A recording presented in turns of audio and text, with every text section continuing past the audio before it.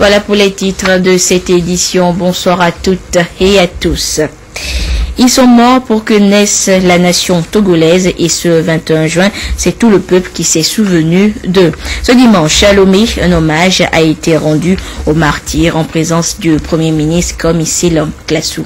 Le compte rendu avec Arnaud Kilio.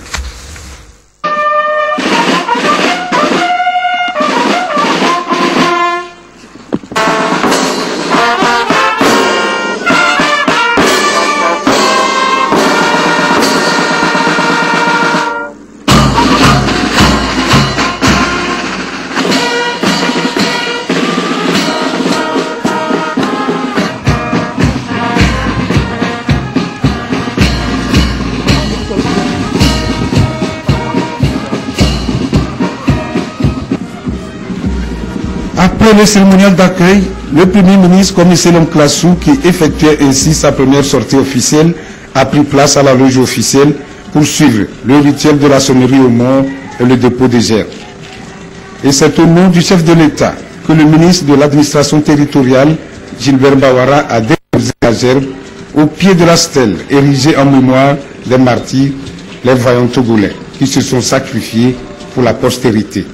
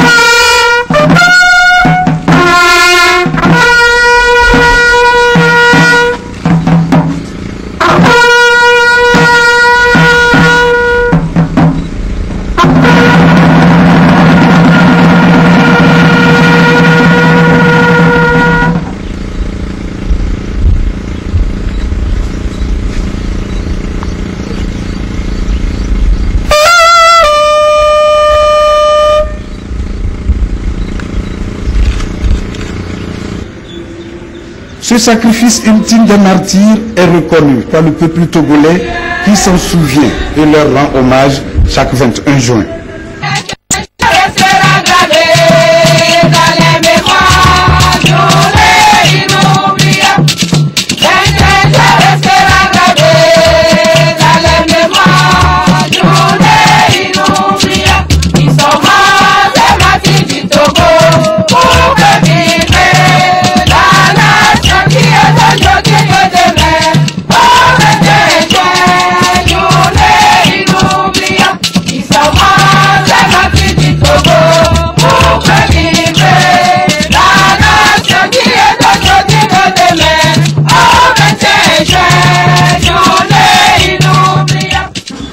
Ce rituel observé chaque année est un appel au sens patriotique et à l'amour du pays, sentiment légitime qui interpelle tous les Togolais.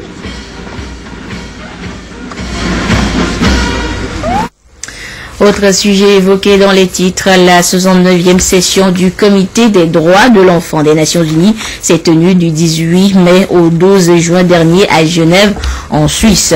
Et durant cette session, Madame Suzanne Haro Assouma, membre du dit comité depuis 2014, a été désignée rapporteure des dossiers de plusieurs pays d'Afrique sur la situation des droits de l'enfant. Le compte rendu des travaux avec Dandouma Ali et Christine Petit-Kialode.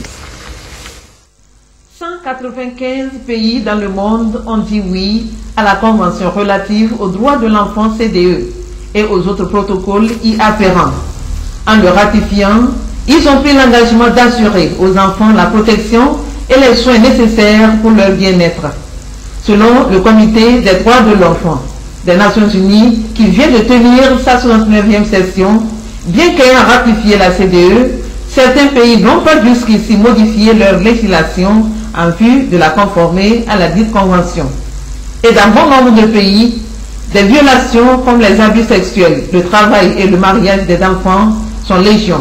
Ce qu'on peut retenir de cette 69e session, on peut dire que, par exemple, si nous prenons l'enregistrement des naissances, on peut dire que vraiment c'est un problème pratiquement dans le monde entier.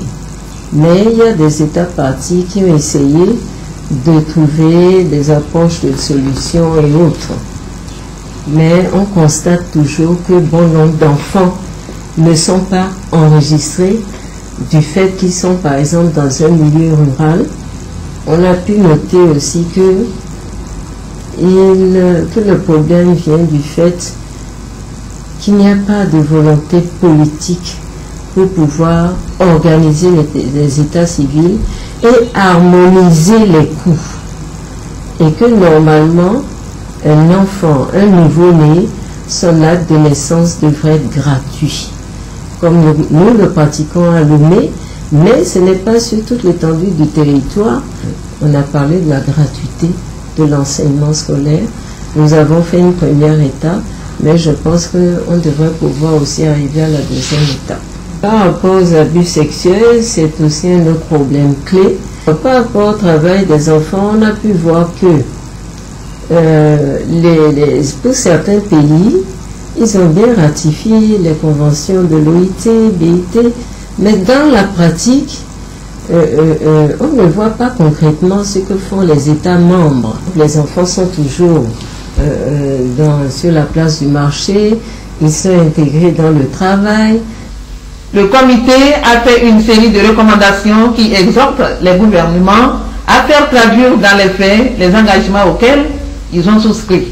Par rapport à la CDE, lorsqu'on l'a ratifié, c'est de voir que, par exemple, nous sommes en train de parler de l'enregistrement des naissances, et bien chaque État parti doit prendre les dispositions pour que chaque enfant dispose de son acte de naissance.